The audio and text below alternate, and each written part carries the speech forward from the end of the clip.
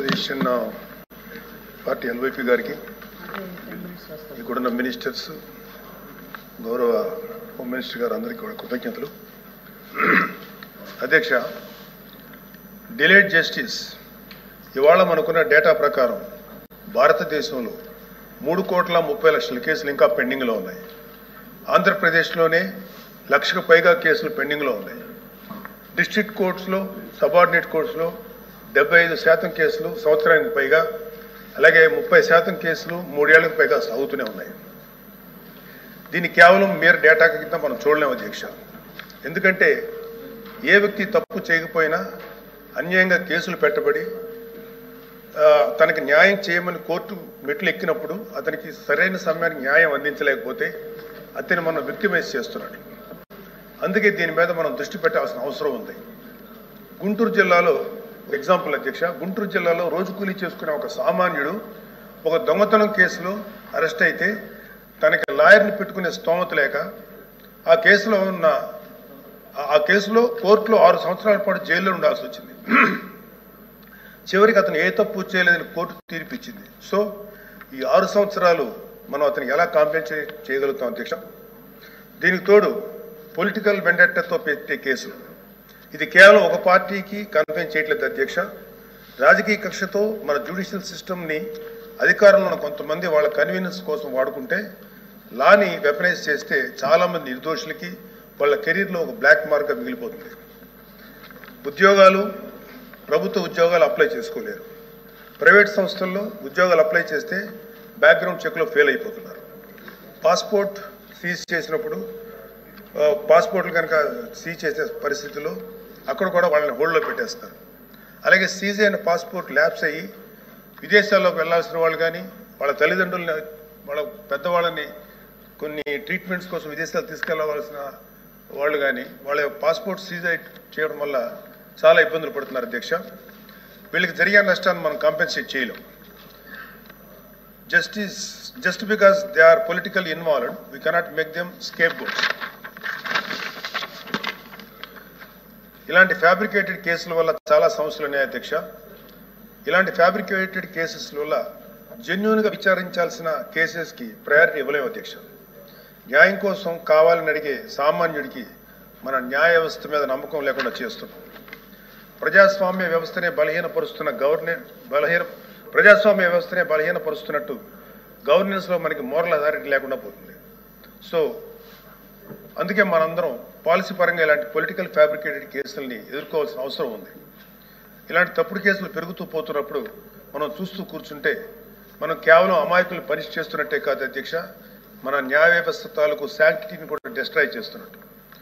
So we have to take responsibility as lawmakers, leaders and representatives to ensure that justice not delayed, justice not denied and justice misused. అందుకే ప్రతి political sensitive case మీద ఎటువంటి పక్షపాతం లేకుండా independent review జరిపి ఆ తాలూకు కేసుల మీద ఇంటెంట్ మీద త్వరగా డెసిషన్ తీసుకోవాలి అధ్యక్ష. న్యాయ వ్యవస్థ త్వరగా పనిచేయడానికి జ్యుడిషియల్ వేకెన్సీస్ని ఫిల్ చేయడంలోనూ ఫాస్ట్ ట్రాక్ మెకానిజంని క్రియేట్ చేయడంలోనూ సమగ్ర దృష్టి పెట్టాల్సిన అవసరం ఉంది అధ్యక్ష. ఇవి ఏవి కూడా లగ్జరీస్ కాదు, నెసెసిటీస్ అధ్యక్ష. So what I want to end with a powerful quote by doctor BR Ambedkar. However good a constitution may be, it is sure to turn out bad because those who are called to work, it happened to be a bad law. మన రాజ్యాంగం ఎంత గొప్పదే అయినప్పటికీ దాన్ని అమలు చేసే నాయకులు సరిగ్గా లేకపోతే గొప్ప రాజ్యాంగానికి విలువ లేకుండా పోతుంది అధ్యక్ష. Let us not be that bad lot. Let us be the generation of lawmakers who stood up and made justice.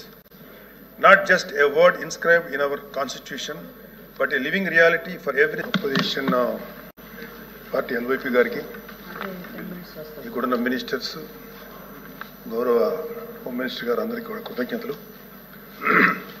అధ్యక్ష, డిలేడ్ జస్టిస్ ఇవాళ మనకున్న డేటా ప్రకారం భారతదేశంలో 3,30,00,000 కేసులు ఇంకా పెండింగ్లో ఉన్నాయి.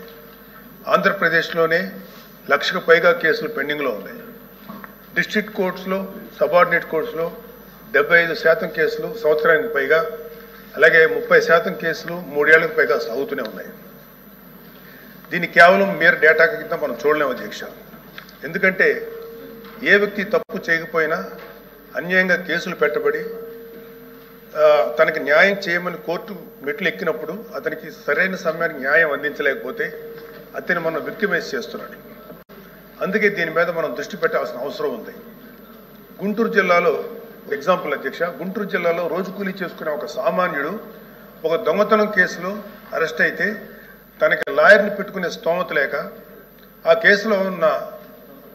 కేసులో కోర్టులో 6 సంవత్సరాల పాటు జైల్లో ఉండాల్సి వచ్చింది. చివరికి అతను ఏ తప్పు చేయలేదని కోర్టు తీర్పిచ్చింది. సో ఈ 6 సంవత్సరాలు మనం అతనికి ఎలా కాంపెన్సేట్ చేయగలుగుతాం అధ్యక్ష? దీనికి తోడు పొలిటికల్ వెండెట్టాతో పెట్టే కేసులు, ఇది కేవలం ఒక పార్టీకి కన్ఫైన్ చేయట్లేదు అధ్యక్ష. రాజకీయ కక్షతో మన జ్యుడిషియల్ సిస్టమ్ని అధికారంలో కొంతమంది వాళ్ళ కన్వీనియన్స్ కోసం వాడుకుంటే లాని వెపనైజ్ చేస్తే చాలామంది నిర్దోషులకి వాళ్ళ కెరీర్లో ఒక బ్లాక్ మార్క్గా మిగిలిపోతుంది. ప్రభుత్వ ఉద్యోగాలు అప్లై చేసుకోలేరు. ప్రైవేట్ సంస్థల్లో ఉద్యోగాలు అప్లై చేస్తే బ్యాక్గ్రౌండ్ చెక్లో ఫెయిల్ అయిపోతున్నారు. పాస్పోర్ట్ సీజ్ చేసినప్పుడు పాస్పోర్ట్లు కనుక సీజ్ చేసే పరిస్థితుల్లో అక్కడ కూడా వాళ్ళని హోల్డ్లో పెట్టేస్తారు.